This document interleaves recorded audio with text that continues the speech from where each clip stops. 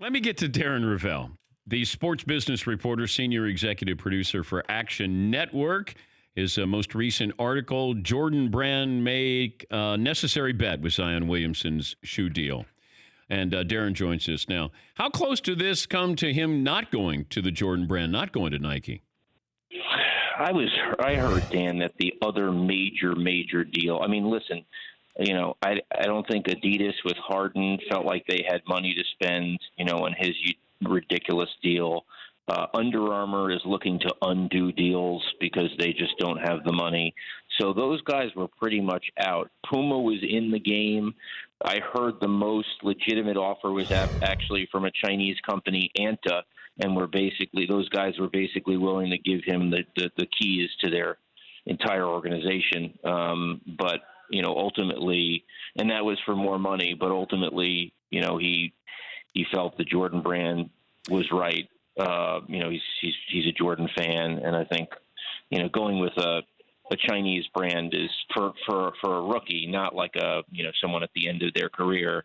It's not necessarily like a Dwayne Wade. It's not necessarily seen as a positive. I should say, and I don't know if I'm embarrassed to say this, but Kylie Jenner was with Puma and she switched to Adidas to join most of the family. Okay. Now that I know that, I can rest a little easier this morning. The deal is reportedly 7 years, $75 million for Zion. How involved was Michael Jordan in this?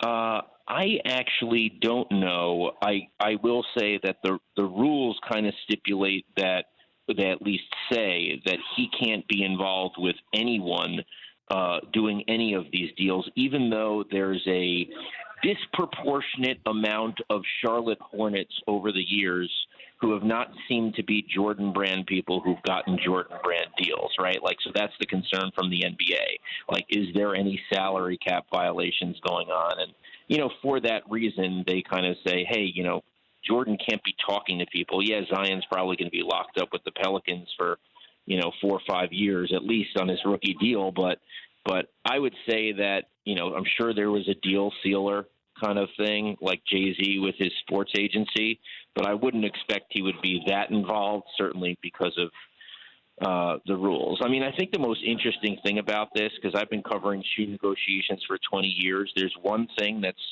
the part of this deal that has not been part of any other deal, which is that you had the Nike shoe blow up on the biggest regular season game of the year against North Carolina, the most watched game. It's not like just this brand negativity. It's your actual product, blew up on the biggest player in the game. And so that, I think, made more money for Zion Williamson, because if he didn't sign with a Nike company, you could imagine Adidas or a Puma would say, hey, why don't we make a commercial about the blow-up? And if he did, obviously it helps them save face. So that provided an angle that we'd never seen before. Darren Rovell joining us, sports business reporter, senior executive producer for Action Network. How much does Michael Jordan make in a year?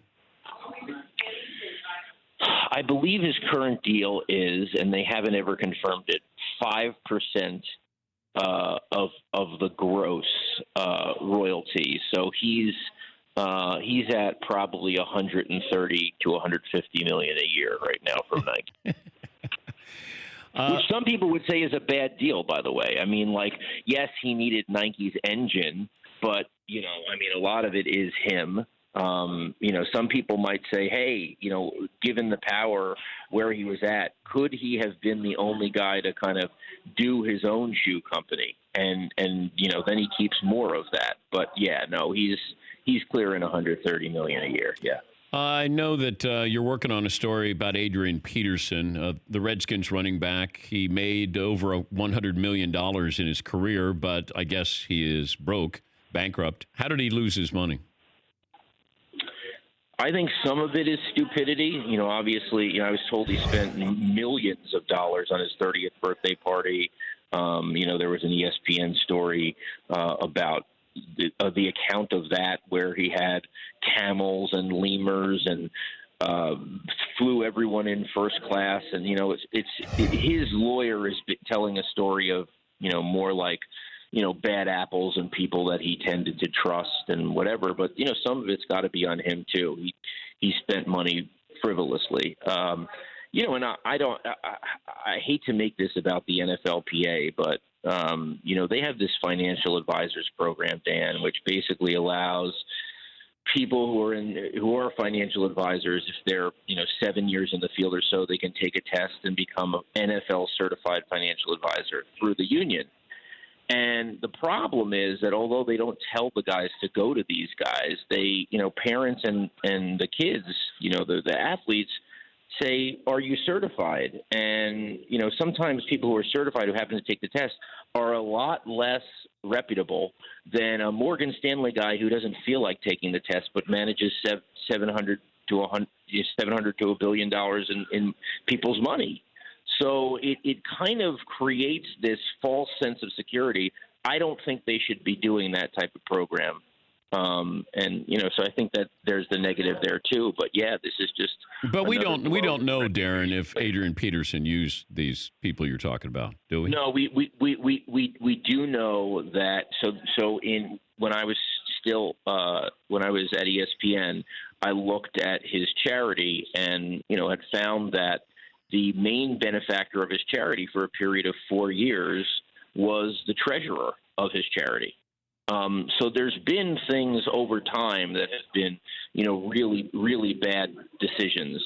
And there's been a lawsuit or two over people that have had, advised him. But how much is his fault and how much is their fault? I'm sure that's going to come out. What we know now, how we know he's broke, is that he was lent $5.2 million by someone and he's paid zero of it. Is there any? Who are some of the other advertisers going after Zion? After Jordan Brand, is there McDonald's? Who's the next? I mean, that's like the old way of thinking of it. What I'm interested to see is obviously in the day and age where you now have athletes as companies. Where you have LeBron and what he does with his deal with Warner Brothers and Turner. You look at Kevin Durant has his own media company. You wonder what he's going to keep for himself. I don't think it's going to be a lot of these one-off $500,000 to $2 million deals. I think he's going to want to own something and own a piece of equity of a company. And so I think that's going to be different. How much is he going to go to, Silicon Valley and do what others have done? I think that's the new model. So instead of thinking of, what's a product here or there, if he does do a product, he's going to get a piece of the action. Darren, good to talk to you as always. We appreciate your time. All right. Thanks, Dan. That's Darren Rovell, sports business reporter, senior executive producer for Action Network. For more Dan Patrick Show, tune into Audience Channel 239 on DirecTV. Stream for free on VR Live or download the Dan Patrick Show app.